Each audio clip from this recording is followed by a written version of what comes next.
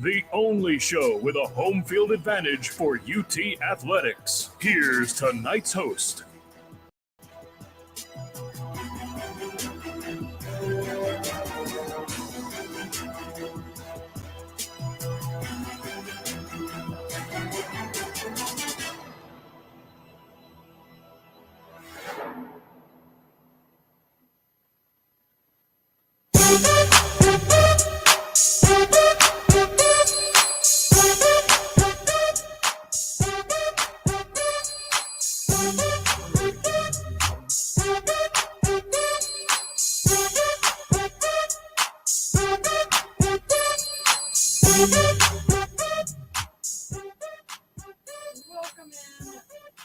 Welcome in. There we go. To Rock Solid Sports on Friday night. I'm Chloe. I will be your host tonight, along with Riley and Bryson on the other side of the glass. I also got my boyfriend Austin here to help us out a little bit.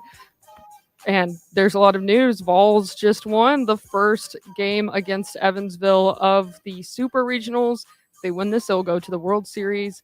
I'm sure we're all watching that. Bryson, however, was helping with work that game for TV. Bryson, how was your day so far? Full of Vols baseball? Oh yeah, no, it was a good day. Kind of a long day, but anytime Tennessee actually gets to win, it always makes it worth it. So it was a great game. I feel like just from top to bottom, especially like on the offensive side, everybody in the order played really well. But it was really like the main guys finally got going, which in like the regional, it felt like, even though Christian Moore, Blake Burke, they had their moments, they weren't playing like at the top of their game, but the back half of the order really like made up for it when you're talking about Kavaris Tears and Dylan Dreiling and guys like that, who are also great players. But I feel like this game, it was really Christian Moore, Blake Burke, Billy Amick all showed up for game one of the Super Regionals. Yeah, I feel like it's kind of rare that you get all three of those big three really going in the same game. I feel like a lot of times, you might have two of them get like a little solo homer, and then one of them kind of has a bad day, or you'll have one of them kind of have a great day, and then the other two are just kind of like there. But today it really was all three of them spreading the wealth in this one. And it's not something that they usually have to do, and they really didn't have to today either, because you've got production all the way through that lineup. But it always helps when you have all three of your top three in your lineup firing at full capacity. And it really is something special when that offense can get going like that, and you have all of these first round or second round MLB draft talents that are going to be in the big leagues come this time next year, when they're all out there and they're all playing their best type of ball.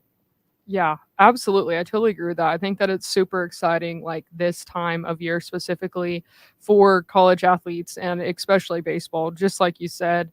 So yeah, Tennessee versus Evansville this weekend in the Super Regionals. Tennessee gets the first win today. That game was, I believe, at 3 p.m. and that game was pretty much over as soon as I was headed over here to the radio show. The Vols get the win. It was 11-6. 11-6. It was a little dicey there for a little bit. Like Evansville kind of had a lead in there for a little bit. They were up 2-1. And then that was when the Tennessee offense really kind of took over. And then they tied it back up. I think it was tied back at 5-5. And then that was when Tennessee had to lock in again, man. And then shout out Hunter Inslee. Hunter Inslee had the 3-run home run. I think it was in the 7th inning. And that kind of was the one that put it away. Even though Evansville did make a push, like in that 9th inning, they had the bases loaded when Tennessee got the final out. So they were, a home run away from, being within a run. So they had a chance there at the end, and Evansville definitely played up to the standards. I mean, they're like the Cinderella team, obviously, this year, one of the only 4 seeds to actually make it out of the regional. And they're a tough team. And you could just tell, like, they got a lot of, like, older players, guys that have been there before. Even if they haven't been to the Super Regional before, they've played in tons of close baseball games. So I got to give a lot of respect to them, because, I mean, any team playing against this Tennessee lineup is going to have trouble.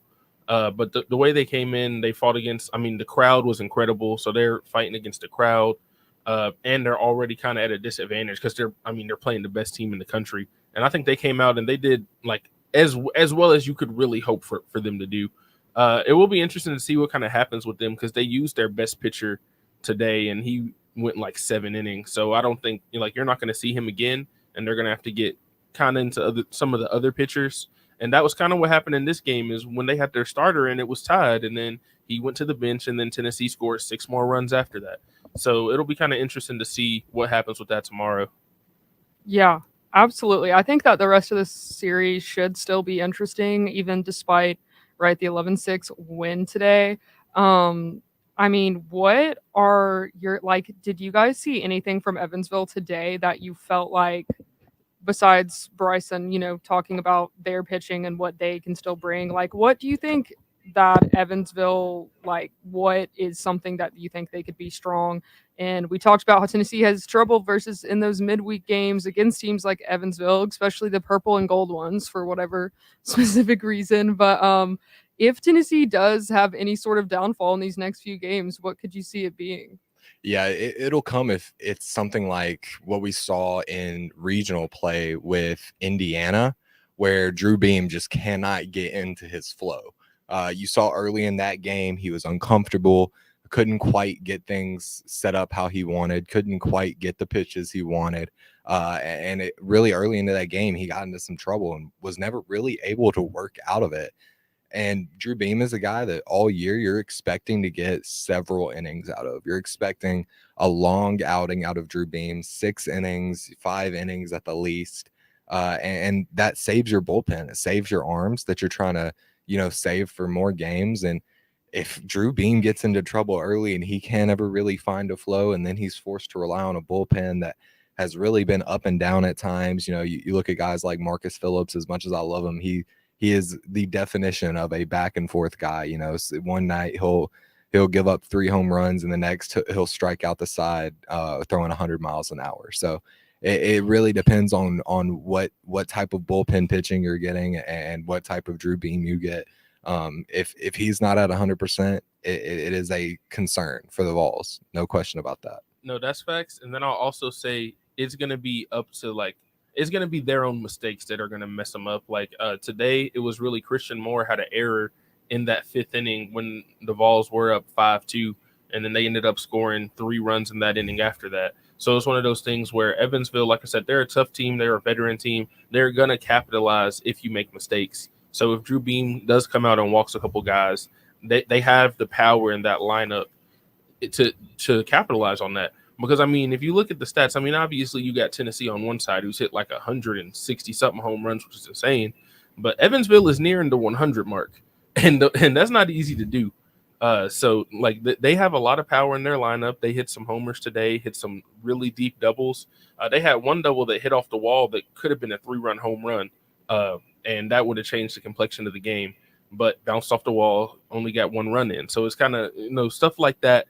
Can be the difference in the game, but it's really just going to come down to they can't make mistakes, because Evansville will capitalize on their mistakes, which is what we saw today. Yeah, absolutely. Austin sitting next to me over here. What are your predictions for the rest of this series and beyond? How confident are you feeling in the Vols after today? I'm feeling pretty confident. Hopefully tomorrow Tennessee can be able to just take it home and then move on to the College World Series. The real question is who are we going to be versing? Is it going to be UConn or Florida State? UConn right now has 1 win against Florida right now in the series. So what are y'all thinking about that? Looking ahead to the World Series. Yeah. I like it. It's valid. Because hopefully, I'm hoping personally the Vols get the win tomorrow. If not Sunday, but I'm thinking it'll be Vols in 2, as we discussed last week with our predictions. So next up would be UConn or Florida State. What about the rest of this College World Series slate that you guys are looking at? Whether it's UConn, Florida State, and then we got Georgia and NC State, and Kentucky and Oregon State. Yeah, definitely. The Florida State is the one I'm watching the most, because Florida State had a crazy game today. I think they put up 20 runs. So that's something insane that I'd be looking for. Just because they do have a really good lineup, kind of similar to Tennessee, where they have a lot of really good hitters and stuff like that. So I'd be interested to see what happens with that game. But if you're talking about the other regionals, the one that I would probably be looking at is Georgia, NC State. That's one of the only ones where it's 2 national seeded teams.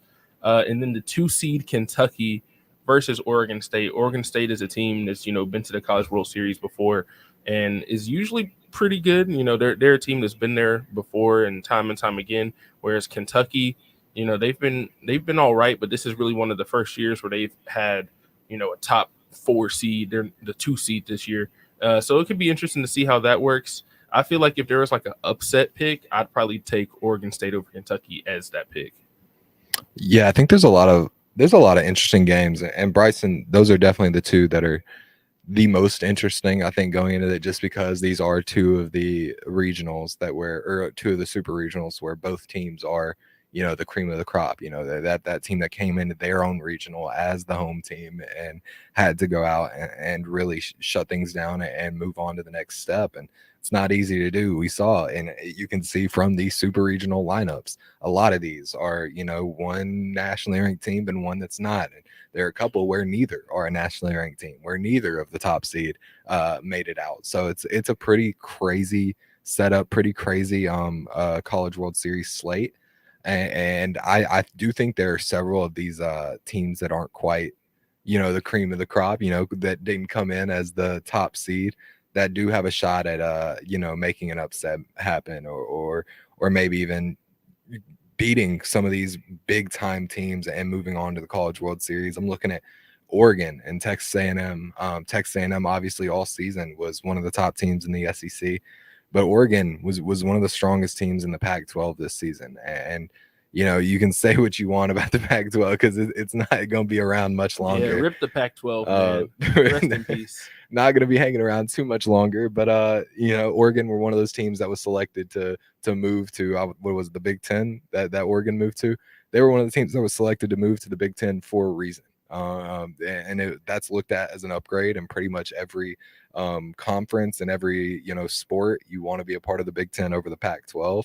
And that Oregon made that switch for a reason, and it wasn't just for football. That it's because they have a great basketball program, a great women's basketball program, and a great baseball program that they want to compete against the top of the top in the Big Ten. So that's a squad that I would certainly be keeping my eye on going forward.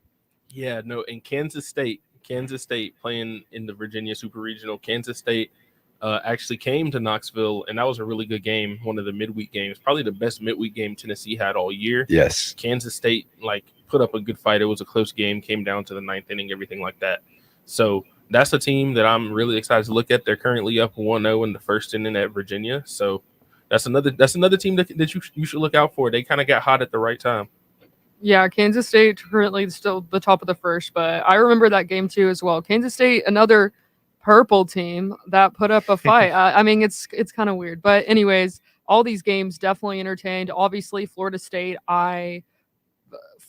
standing on business, 24-4. I don't know. I know it's UConn, but I still think I don't know. Florida State's 8 seeded, right? Or yeah, in number 8. I don't know. I think that Florida State in the College World Series would be something, a little bit of deja vu here for me, because obviously last year the softball team lost to Florida State in the College World Series. Now Florida State's baseball is good. I'm not sure how good it was last year, honestly, but now Florida State's baseball is pretty good. It's looking. However, Vols, number 1 seed. We'll see how it goes. And I'm going to pick the Vols to win tomorrow's game and go to the World Series. What about you? I would say the same. And based off of, when did they play that game? Yeah, today's game where Florida State scored 20 more points than UConn. I'd say we're going to be seeing Florida State in the College World Series. I think that's going to be who we're. Yeah, it's kind of like when I saw. So when I was working the game today, we were kind of watching that and updating the score. And I just remember looking up, and it had to be the 5th inning. And I was like, dude, it's 15-2. Dude, what is going on out there? So I mean, hey, good on UConn for making it this far, but at some point. And that's kind of how I feel about Evansville, which Evansville obviously did way better than UConn did today.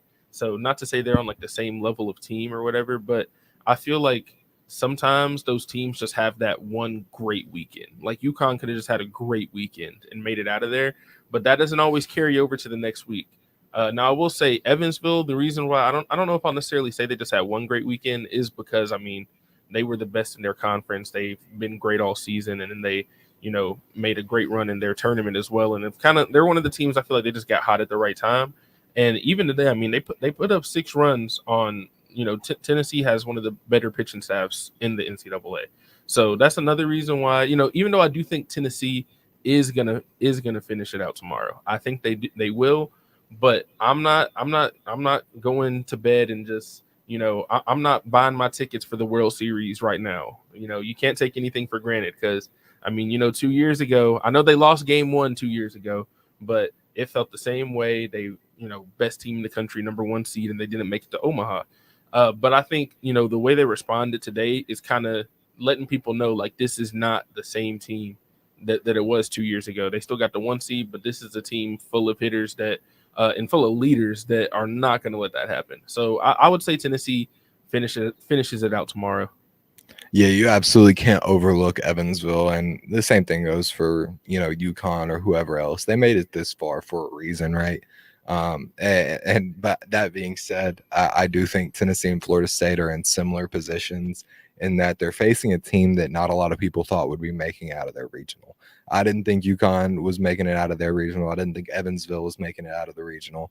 And that's for a reason, right? And so they're going against some of the best teams in the country, whether that's Tennessee or Florida State.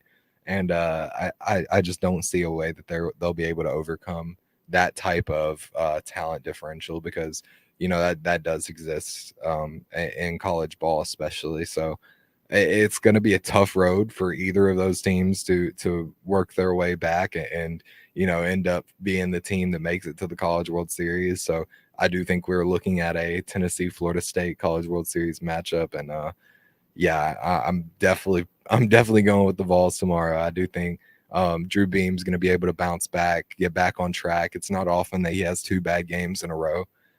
He's one of the best on this pitching staff at bouncing back and having a better game in his next game than any other on the roster, I think. So I'm looking at Beam. He's this pillar of consistency for that pitching staff to hold Evansville to a low amount of runs so that the Vol offense can do what they need to do. Yeah, so speaking of the World Series, we have Kentucky versus Oregon State tomorrow, and also Georgia versus NC State. I think it's interesting that all 4 of those teams are all 1 seeds, which means that if only one team comes out of both of those games or both of those series, that means there's going to be less 1 seeds in the College World Series. So I feel like that's kind of beneficial for Tennessee going into it. Well, the only 2 non-1 seeds in this are Evansville and UConn. So UConn's 3 and Evansville is 4. I apologize for earlier. I think I was reading off the rankings, not the seeding. But yeah, so Tennessee, it's Evansville and UConn against the Worlds, but I don't know how well that's going to work out for them in the College World Series. We'll have to see. I could be wrong. I mean, if UConn comes back tomorrow and gives like a good performance versus Florida State, not a winning performance, but a good one, I'll be impressed. I will not lie. That will be impressive to me. Agreed. Anyways, anything else on baseball, guys? I mean, other than... Oh, I'll say this. It is an absolute disgrace that Christian Moore is not a Golden Spikes finalist. College baseball should be ashamed of themselves. He's the best player on the number 1 team in the country. He's hit 30 home runs. He led in SEC play. He led the SEC in RBIs, average, and home runs. How is he not one of the top 3 finalists? I know Charlie Condon had a great season, and I think he should be a finalist too. But it's like, dude, SEC is the best conference for a reason. You cannot have the dude that put up the best numbers in the best conference on the team that won the SEC regular season and the SEC tournament and got the number 1 overall seed, and you're not a finalist. There's no way, dude. There's no way he should. There's mind blowing. It's insane. There's no way. You can't. I didn't even know that until you just said that, and I am floored because that was one of those things that I figured he was just a shoe-in for, at the very least, to be a finalist, much less the ultimate winner. So it's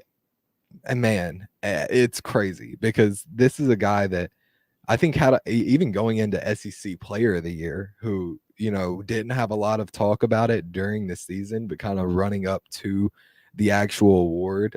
It was talked about a lot, and about how Christian Moore was perhaps, worthy of that title. And, he goes out and he is one of the best players in the conference and probably the best at his position. And man, it's mind blowing that he's not a finalist, because that is without a doubt one of the best players in college baseball, and maybe the best.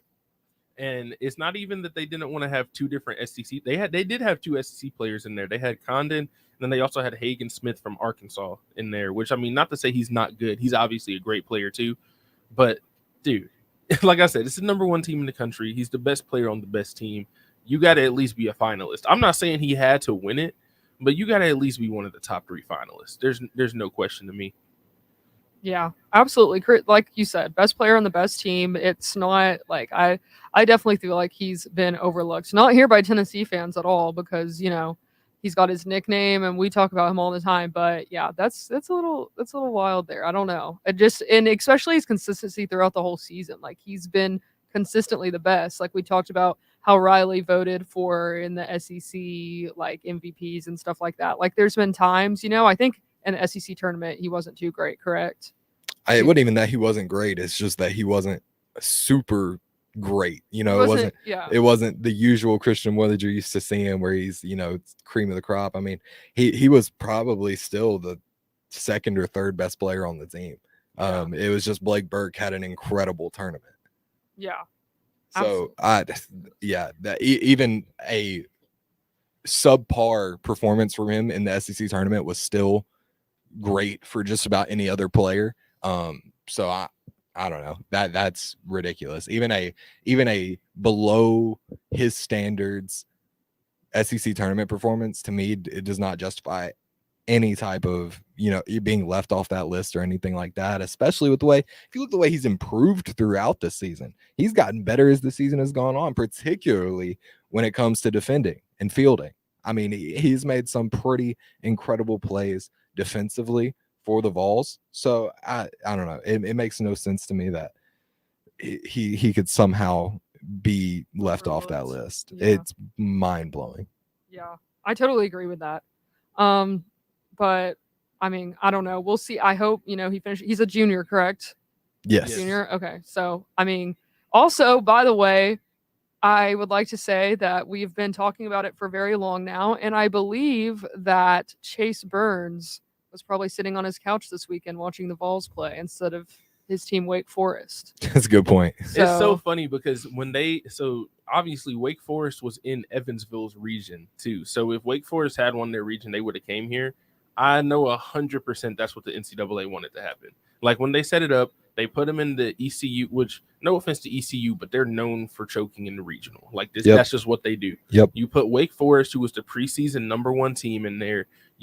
They wanted to see Chase Burns come back to Knoxville in the super regional, because Chase Burns still had, he's one of the best pitchers in the country, probably going to be top 5-10 draft pick whenever he comes out. So obviously he's still a great player, but it's crazy that they really set that up and then they ended up with Evansville instead. Yeah, probably not what they were looking for. Yeah. So that was a story that was lost that I was almost certain was going to happen, but fans have still made a story about it, and it's that Chase Burns transferred and then his team did not get as far as Tennessee. So happy ending for all of us. I'm just kidding. I wish him the best. He is like the reason that, it's so personal for us is because he was like my favorite pitcher to watch personally. Hey, they're lucky. Yeah. Look, the rest of the country is lucky that Chase Burns transferred. Yeah.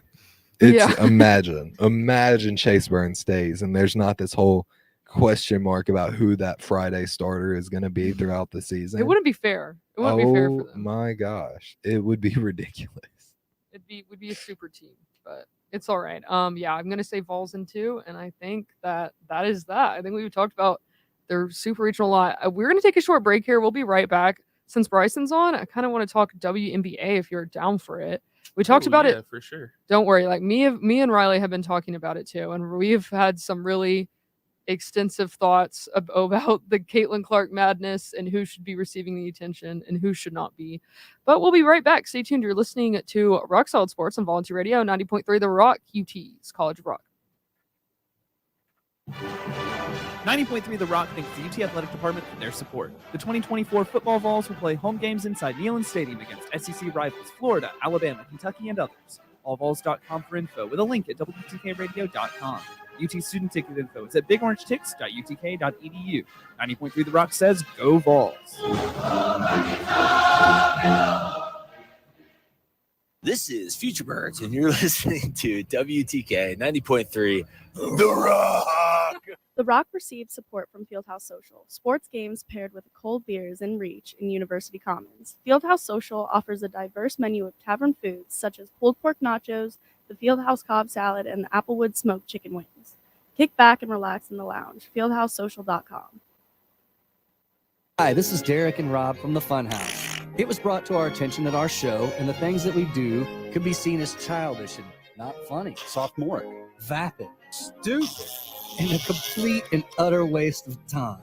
We strive to bring you the most entertaining radio that we're capable of each and every week. So won't you please continue to support us and the station?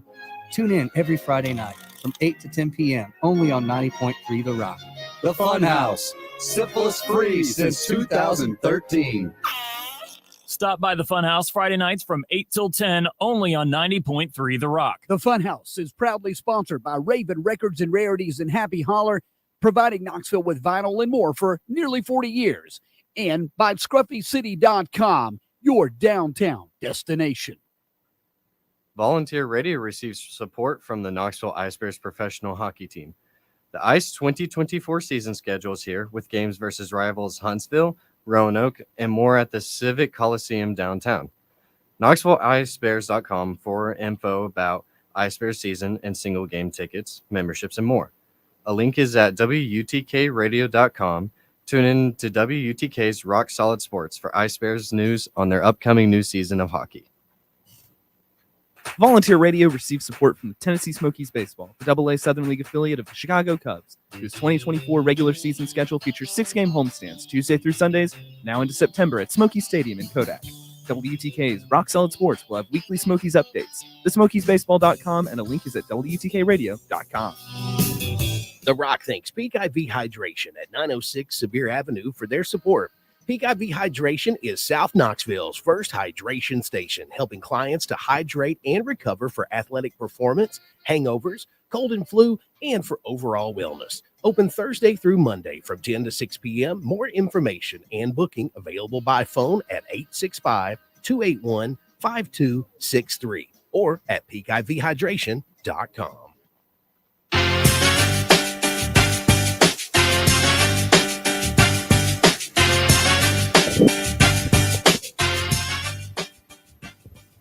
Welcome back to Rock Solid Sports on Friday night. I'm Chloe here with Riley, Bryson, and Austin. We thank Bryson so much for joining us as he is an alum of RSS. I guess technically I am too, but he graduated last December, not last December, but the December before, correct? Yeah, So it's been a while. He's been gone man. for a second, but we thank him so much for coming back from working a long day of baseball and helping us out tonight. And I think with that, we are going to move on to WNBA, maybe some NBA here in a little bit as well. Obviously, that has the finals have started, so we're talking about that and other things as well. Anyways, in the WNBA, there is a lot going on, and I'm excited to say that despite how controversial they are, as I said last week, that I am excited for this for just to be talked about in general, really. I think that all news about it is great news. If ESPN is posting it and people are actually invested in it, then I'm super happy. Anyways, me and Riley had a conversation a little bit, and Allie was on, I think, too, about how Caitlin Clark has received so much coverage. She's playing like she was in college, but she's on, of course, the worst team in the WNBA right now, which is why she's there, because she's the first draft pick, obviously.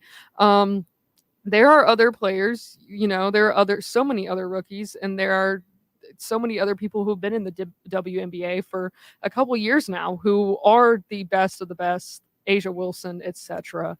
And people have been saying things like, I really don't like Caitlin Clark. We were talking last week about how like Caitlin Clark, like people are saying she's changed the league and you all should be thanking her. You should not be, critiquing her or hating on her, any of that stuff, because you should be thankful for her for coming into the league, which is very controversial, I think, and incorrect. But Bryson, I wanted to know your thoughts on who do you think in the WNBA right now should be receiving the most coverage? And I don't think you'll say the Fever because they have not been very coverage worthy outside of getting the number 1 draft pick, I think. I mean, yeah, for sure. I mean, you have the Aces going for a 3-peat with the best player in the world in A'ja Wilson. And I posted something on Twitter the other day that got a lot of traction, that A'ja Wilson has basically won every award you can win in basketball. Like, she won the championship in college. She was the college player of the year.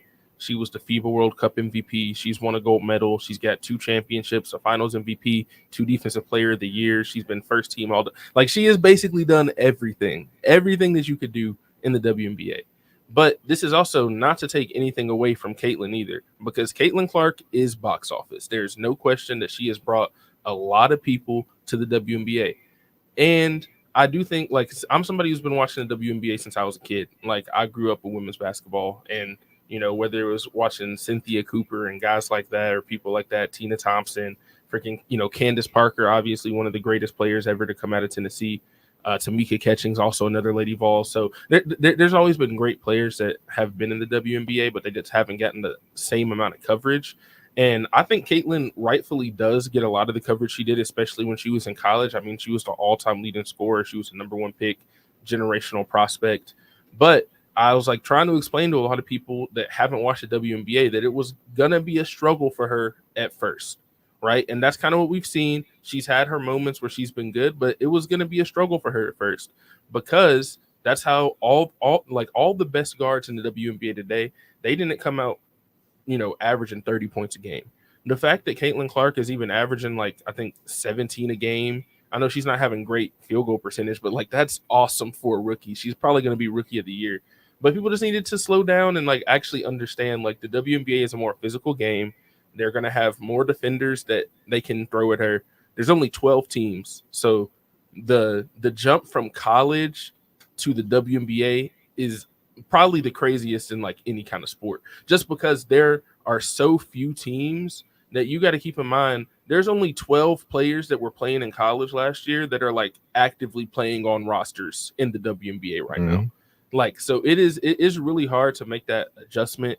And I think for her, like, some of the turnovers and stuff, that's just part of it. That's, and that's the crazy thing to me, is I feel like in other sports, they give rookies grace. Like, Peyton Manning broke the interceptions record when he was a rookie, right?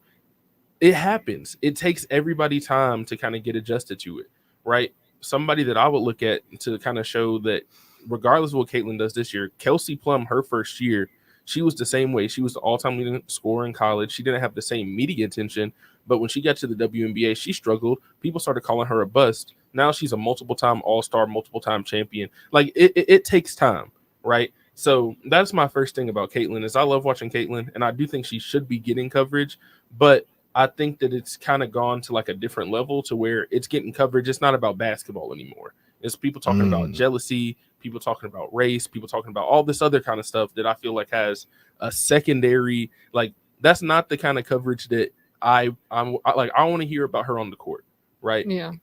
The whole Kennedy Carter situation, I know that had a lot of, there's a lot of people behind that. And it was a dirty play. Like, obviously it was a dirty play, but there's dirty plays in every sport every day that don't get talked about on CNN. I was like, they had this on CNN. Like, if every time somebody got flagrant fouled in the NBA, they went on CNN, Draymond Green would be like the most famous person in the world, because he'd be on CNN every other day. Like, it is insane. Like, and that's my thing. And I think even Caitlin has come out and said, I understand it's going to be physical.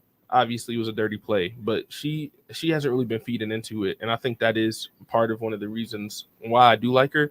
But if you're talking about who else needs to get coverage, I mean, Arike Ogunbowale has been hooping. Nafisha Collier for the Minnesota Lynx. Minnesota Lynx have been probably the surprise team this year. They've been playing awesome. And Nafisha Collier, if it wasn't for A'ja Wilson, she'd probably be number one in MVP right now. But A'ja Wilson is just on a different level than everybody else right now. So I think she's definitely front runner for MVP. And then a game I'm watching tonight is going to be actually Storm and Aces. The Storm picked up Nneka Ogwumike this year. We've got Jewel Lloyd, obviously former Lady Vol, Jordan Horston on that team as well. So there's a lot of reasons to watch that game. And they've been having a great season to start playing at the Aces, defending champions, going for a three-peat. So like that's the game I'm really excited for tonight. So yeah, there are so many great storylines to follow in the W outside of Caitlin Clark, but obviously Caitlin is a big story as well. Yeah, I brought this up. We talked about it on Wednesday too, and I brought this up. I want to say it was you that tweeted this. It was like WNBA fans don't even know that it was about Diana Taurasi. And who was it? Who was it that she was on the same team with? They got into a beef on the bench. Skylar Diggins. Skylar Diggins, yes. Yeah. Skylar Diggins Smith, yes. It was like WNBA fans don't even know that this is a storyline that they need. They're about to go head to head tonight, and they don't even know because the coverage is about Caitlin Clark and how she had a bad first week as a rookie. So at the end of the day, I think, yes, Caitlin, and I've said this every day. We've talked about this. Caitlin Clark is a phenomenal talent, and she's doing things that you don't often see a rookie do in the WNBA. It's very hard to be a rookie in the WNBA. She's been phenomenal for a rookie. You have to give some love to some of these other big storylines and some of these other huge, players and, rivalries that have existed for a time in the WNBA, and a lot of that comes, I want to say it was Griffin yesterday that said this. It comes from the fact that the people that are talking about it are also new to the WNBA. They're talking about Stephen A. Smith and, all these other journalists that, Pat McAfee, yes. All of these other people that are brand new to what's going on in the WNBA, they don't know just as much as the fans don't know about, these other storylines having to do with Diana Taurasi and Skylar Diggins Smith. They don't know. So they're not going to, push these narratives and, talk about these games because all they know is this new class of rookies, which, yes, they're incredible. And yes, they brought a lot of eyes, but there's also super entertaining storylines that are going on around these rookies. And you have to show some love to those, and you have to get journalists and people that have been following the WNBA for a long time. You have to have those people talking about these things. You see it all the time. Stephen A. Smith will bring somebody on as a guest. Bring somebody that's familiar with the WNBA and has known about the WNBA for a long time. Bring some of those people on. Bring these WNBA journalists on to your shows and have them talk about these narratives that are going on. Don't get up there and start asking them about Caitlin Clark and that's it. Because there's so much other stuff to talk about with the WNBA. It's a great league, and there's so many great storylines going on. You got to talk about them. No, I think it was a clip that I saw that I thought was really funny. It was Breanna Stewart, and she's sitting there like after one of her games, which it wasn't even a game. They weren't even playing the Fever. And she's sitting there looking at the stat sheet, and then they start to question. They're starting to ask about the physicality against the rookies, and she just like drops the stat sheet, and she's like, you can kind of tell by her body language. She's like, oh, so I guess we're not talking about our game. All right, cool. You know what I mean? So it's kind of that thing. Like I said, I understand why. And I'm not saying Caitlin shouldn't get any coverage. She definitely should. She's been awesome. She's one of the most decorated, most famous athletes on the planet right now. There's no question. But I think that they can use like her influence and stuff as well in order to prop up other people's storylines, which I do think they have been doing with some of the advertisements and stuff like that, where they're including multiple players with Caitlin so that the people that are coming for Caitlin can stay for A'ja Wilson and stay for Napheesa Collier or Arike Ogunbowale or whoever it is, right? And they can kind of, learn some of the history of the game and also like who's really the best players in the game right now. Well, like, really, it makes me super annoyed when I see, even with the rookies, like Angel Reese, all that. It's just like people are in here saying like Angel Reese is not why we're watching the WNBA. It's Caitlin Clark. And I'm like, you can hate on Angel Reese all you want. I'm using her as an example because I think she is definitely the most hated rookie right now, which is not, I don't think she deserves it. But anyways, I'm like, that is just, you can say that, but that is just not true because there are people from all over. There are Lady Vols fans, probably watching Los Angeles right now because of Rakia Jackson. You also got Ray Burrell over there who played for Lady Vols basketball a few years ago. And it's like, this is not, that's like you don't speak for everyone, although, Caitlin Clark gets the most coverage, but you can't, that's just not true. Caitlin Clark is not the only reason why people are watching the WNBA, and it shouldn't be. I'm a huge Caitlin Clark fan. I got a Fever jersey of hers the other day, and I hope she stays there because then I'll have to get a new one. But I'm just kidding. I also am a Timmy K fan, but we'll see about that. Honestly, wherever she's the most comfortable. Yeah, this whole situation with Caitlin Clark, this is honestly kind of reminding me of Michael Jordan in the NBA, because like there were other people like Larry Bird who were obviously like absolutely amazing, but they didn't get the same amount of coverage as like Jordan did, just because Jordan was like he was an icon. He had aura, and I feel like that's how like, do you know what I mean? Like, I feel like Caitlin Clark has the same like stardom. That's what you're saying. Yeah. Like, It's kind of like it's this person that you can root for. This like almost like a good guy, Like people feel like that. And that's Caitlin exactly- Clark is yes. like their good guy. Every good movie has a villain. Mhm. Somebody has to take on the villain role, right? And as much and Angel Reese even said it, that she's okay with taking on the villain role. Yeah. Because I mean, and that's how it's going to be in history. Like, whether you're the villain or the hero, you still like, you can talk about any movie, right? A lot of movies you might be with the hero, but if there's not a good villain, there's no reason to watch it. You know what I mean? So I think Angel Reese, if she can, I think she has been embracing that. She said it in her interview the other day, that even though everybody, there's a lot of people that were new to women's college basketball when they watched the LSU Iowa national championship game. And obviously what came out of that was the whole Angel Reese versus Caitlin Clark situation. And that was like the most talked about thing in sports for like 2 weeks, like just simply how it was. And without Angel Reese, I don't think that blows up as much as it does.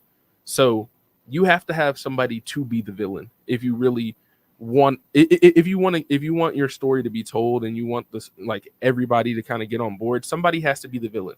And that's how it was in the NBA too. Even though, I always go back to like Magic and Bird is the reason why the NBA is still around today. Before Magic Johnson and Larry Bird, the NBA finals were on tape delay. You couldn't even watch the finals live unless you were like not in all markets. So like in Nashville, this is what my dad told me. He said when he was growing up, he had to wait until like 10, 11 o'clock after the news went off to watch the finals because they taped it and played it later. Like, that is how small the NBA was at the time. And I think this Caitlin Clark, Angel Reese, and the rest of this class can have like a similar, it can have a similar effect on the WNBA. Yeah, absolutely. And I will be rooting for all of them. I liked what Angel Reese said the other day. I feel like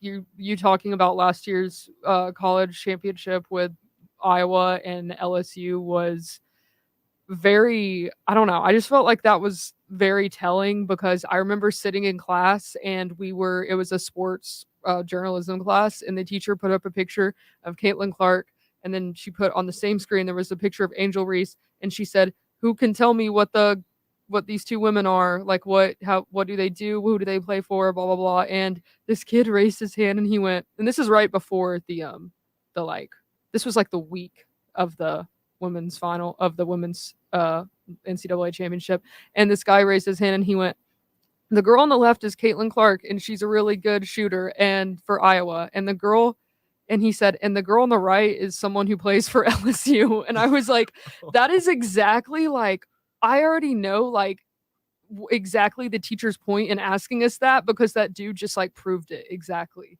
That's like crazy. It's all about the media coverage that these girls are getting and how they're different.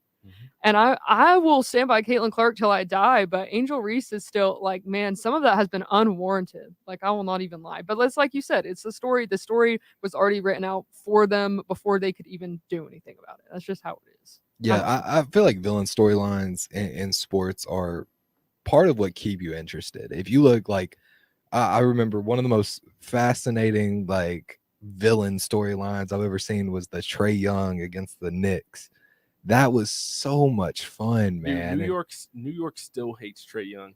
And it's that type of like passion for the sport, and like that type of thing will keep people invested, man. Like every sport needs those guys that are just villains, man. Every sport needs those players that just stick out and they go on a little villain arc, and it's always really, really fun to watch for, you know, anybody that's not involved in it. Anybody that's not, you know, a direct fan of one of those teams can be super duper into it. And it's really fun because those are the storylines that keep you invested, you know, in a, say, a playoff run like that, like the Knicks thing was, where, you know, your team's out and you don't really have anybody to root for. It's like, okay, all right, Trae Young, I see what you're doing. Let me root for you. And it's those storylines that keep you invested every single game. You want to tune in, you want to keep watching.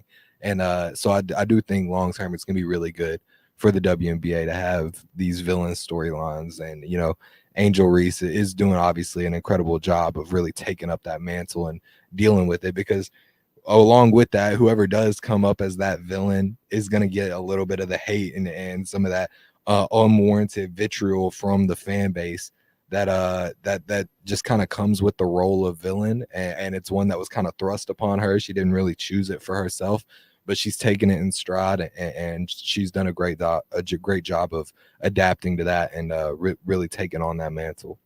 Yeah, exactly. And speaking of NBA story times, we got to still talk about the NBA. We have a few minutes left here after we get back from break.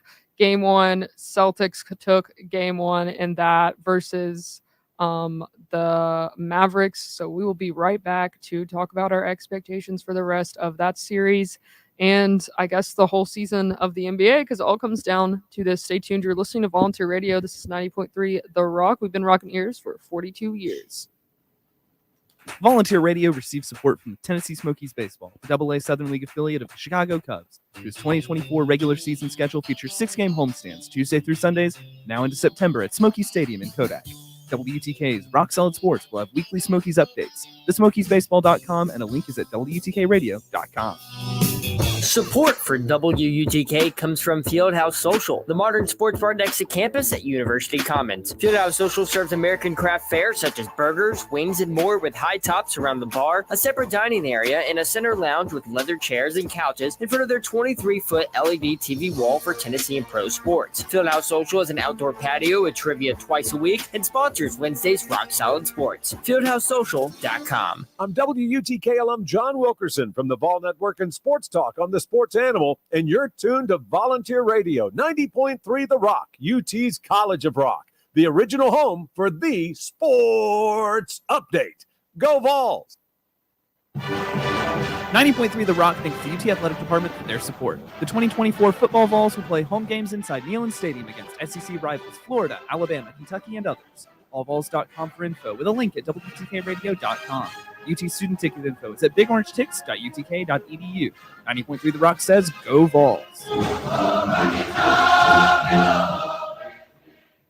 The Rock receives support from Central Flats and Taps, a casual American hangout in Happy Holler, pouring and tapping a wide variety of local, craft, domestic, and import beers. Flats and Tap features flatbreads, salads, and more, plus a patio and sports on the TV. FlatsandTaps.com. Hey kids, it's Derek and Rob from the Funhouse. Brought to you each Friday night by Raven Records and Rarities, located at 1200 North Central in Happy Hollow. Join us each Friday as we kick off your weekend with classics from bands like The Descendants, The Stooges, My Morning Jacket, Mudhoney. Newer stuff from Anal and the Sniffers, King Gizzard and the Lizard Wizard, Wet Leg, and Turnstile. You'll also catch some local stuff. Hip-hop, Americana, metal. Who knows? We don't even know half the time. Every Friday at 8 o'clock, right here on 90.3 The Rock. Hey, Jimmy from Out Loud Knock. How would you describe the show? Music, blah, blah, blah, blah, blah, blah, blah. The Funhouse is co-sponsored by your downtown destination, ScruffyCity.com. Volunteer Radio receives support from Tennessee Smokies Baseball, the AA Southern League affiliate of the Chicago Cubs, whose 2024 regular season schedule features games against Chattanooga, Birmingham, Rocket City, and others at Smoky Stadium in Kodak. The next homestand is versus Birmingham Tuesday, June 4th through Sunday, June 9th. SmokiesBaseball.com. WUTK's Rock Solid Sports will keep you up to date with Smokies Baseball Mondays, Wednesdays, and Fridays at 7 p.m. The SmokiesBaseball.com, and a link is at WUTKRadio.com. Hey, this is Brad from Cage the Elephant. You're listening to 90.3 The Rock, UT's College of Rock.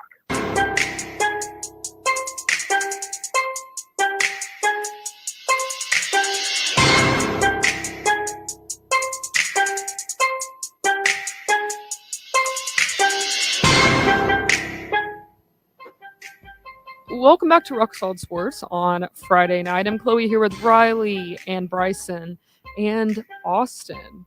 And we are going to close out tonight's show with some NBA. The NBA, championship playoffs have started. It's game 2 coming up on Sunday, I believe. Sunday, right? Sunday night. Sunday. 8. And Boston and Dallas in that. Boston takes game 1 of that series, 107-89. Riley, are you taking back your words yet, or do you feel like the Mavericks are still going to pull through for this one? No, yeah, I regret everything I ever said about this finals matchup. The Boston Celtics are for real. They are, and I know I was. You don't know they were for real when they won 64 games in the regular season. Look, I knew that they did that, and I felt like playoff success isn't always guaranteed by regular season success, right? And we know true. that. And so I was not at all convinced by this postseason run so far. You drop a game to the Jimmy Butler-less Heat, and I get it, Eric Spoelstra's great, but still, that is tough. No Terry Rozier either. So, I don't know. It blew my mind that they dropped a game to them. Then they drop a game to the Donovan Mitchell-less and Jared Allen-less Cavs, and then you sweep the Pacers, who should have never made it that far in the first place. So it was just this ugly, ugly run for the Celtics. That's just like they just walked through these teams that did not deserve to be there. Eastern Conference was terrible. Just nobody that really gave them any trouble in this playoffs at all. So I wasn't convinced. I had yet to be convinced, and now I'm convinced. That they were a step ahead of the Mavs throughout this entire game. It never felt like this game was ever even really close, even if at times the score did kind of creep to where it was starting to get like that. It never felt like they were in any type of trouble. And it's just, I don't know, that lineup was so much better than I expected. And obviously the story of that game was Kristaps Porzingis, just ridiculous. And Bryson, you said this to me when we were talking about predicting these finals. Kristaps Porzingis was the X factor, and it's because 100%. he's a matchup nightmare. He can do so many different things so well. He can attack inside, but he also has that ability to stretch the floor, and you have to have a big that can guard like that, and the Mavs just don't really have it, and it's showing bad. And Luka hero ball can't save you, and Kyrie's not playing up to his potential. Every game's going to look like this. I think going forward, I think you'll expect to see Luka do better and hit some of those tough shots that you're used to seeing him hit. And Kyrie, obviously, I don't think he can do much worse than he was today. He was just kind of a non-factor. I say today, yesterday. He was just kind of a non-factor. So I'd expect to see something better out of him. I think the games going forward are going to be closer. But yeah, this was just an eye-opening. It's like, yeah, this really was the Celtics' first game where I was impressed. This was where I was like, okay, this team is for real. They're gonna, win this finals in probably like 6 games. Yeah. So for me going into the finals, I think the Celtics are gonna win, especially like with the addition with Kristaps. My main thing was going to be if Kristaps Porzingis had come back and he wasn't like, if he wasn't 100%, he's 90%. But if he was 60, 70% coming back, they would have been in a little bit more trouble. But the reason why is that the Celtics' best players do not have the same amount of pressure that Luka and Kyrie do. If Luka and Kyrie don't both go for like 30, they're not going to win the game. Jason Tatum is allowed to have a game where he only has 16 points. And they can still win the game because you have Jaylen Brown, you have Porzingis, you have Derek White giving you 15, you have Al Horford, who's been in the league for 40 years, it feels like, coming in giving you 10. You got Drew Holiday, who's been one of the best defenders in the NBA for the past 10 years. who also can contribute on offense. You know, even you got to do like Sam Hauser came off the bench and gave them some good minutes. So it's like they have just top to bottom, they have such a good team, and their margin for error, like the Mavericks have such a small margin for error. Whereas the Celtics, they can survive Jason Tatum shooting 6 for 16. If Luka goes 6 for 16, the Mavericks might lose by 40 points.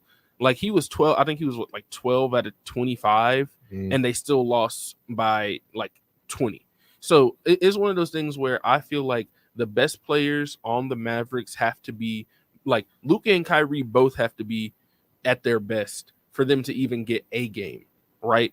Now, I do feel like I don't think the Mavericks are going to get swept. And I honestly wouldn't even be surprised if the Mavericks did win game 2, because throughout the playoffs, they have been good at bouncing back. They lost the first game to the Thunder in a similar way, where they lost by, I think, 25 points in that game. And then they ended up coming back and winning that series in 6. So it's far from over. And I think Luka and Kyrie can both be much better than they were last night.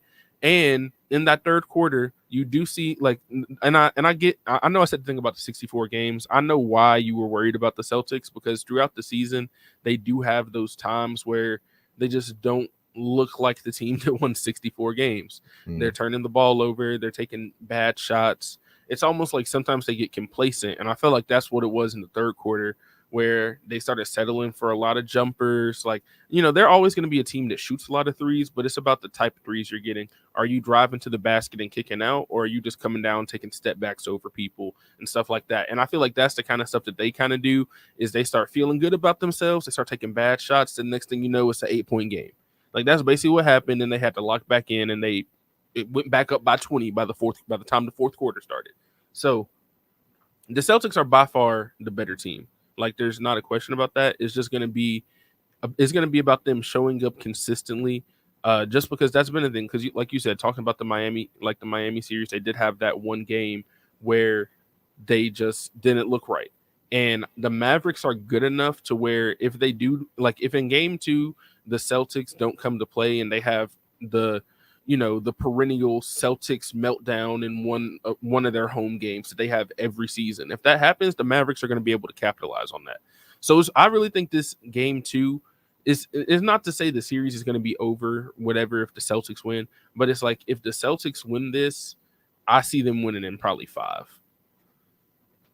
Yeah, it's there's a lot riding, I think, on this game too, and it's because of that Mavericks' remarkable ability to bounce back. It's like, I saw a stat about Luka where it's like he's just unbelievable in these games after a playoff loss. So I would definitely, you can't write him off after this. As bad as this first game was, just one game in this very same playoff run that they've had is proof enough that you can't write them off after that terrible game one that they had. But it does become a whole lot more difficult for me to see this as a Mavs win after the way it's just they're too good at shooting those threes. Well, and the Mavs are gonna have to shoot more threes in general. Like, I think, like, I'm looking at it right now. Last night, the Celtics made 16 threes. They shot 42. The Mavericks were 7 for 27. You're not going to win a game being 7 for 27 from 3 against the Celtics. You're going to have to make at least 12, 13 to even be in the conversation, because they're going to hit 15 a night. Just because of how they play. They're 5 out. Everybody on the team can shoot, even down to Porzingis and freaking Al Horford. Like, Al Horford made 7 threes in a playoff game. And it's just like, just top to bottom, they have guys that can make shots. So they're gonna need PJ Washington to be the guy that he was in the earlier rounds. They're gonna need more from Derrick Jones Jr. They're gonna need literally anything from Tim Hardaway Jr. Like, please, anything. A made shot would be an upgrade. You know what I mean? And then Kyrie's gonna have to be Kyrie. Kyrie, you can't have 12 points again. If Kyrie has 12 points again, like, I'm sorry, they have no chance. Kyrie's gonna have to be 25 plus points a game, and it's that simple. Austin, comments / predictions for the NBA Finals? Honestly, by just looking at these player stats and seeing that the Celtics have a way more, like, consistently higher point average than the Mavericks, because right now the Mavericks are just basically relying on Luka at 30 points. So I'm thinking Celtics take this in 5. Yeah, you're correct. I don't know if I definitely don't think the Mavs will get swept. I'll just put it up to like maybe Celtics in 5 or 6 now. I'm not sure. We'll have to see. We'll talk about it on Monday. Stay tuned. The Funhouse is up next. Thanks to Bryson for joining us, Austin for joining us, and Riley for joining us, as he always does. Stay tuned. You're listening to Volunteer Radio on 90.3 The Rock, UT's College of Rock.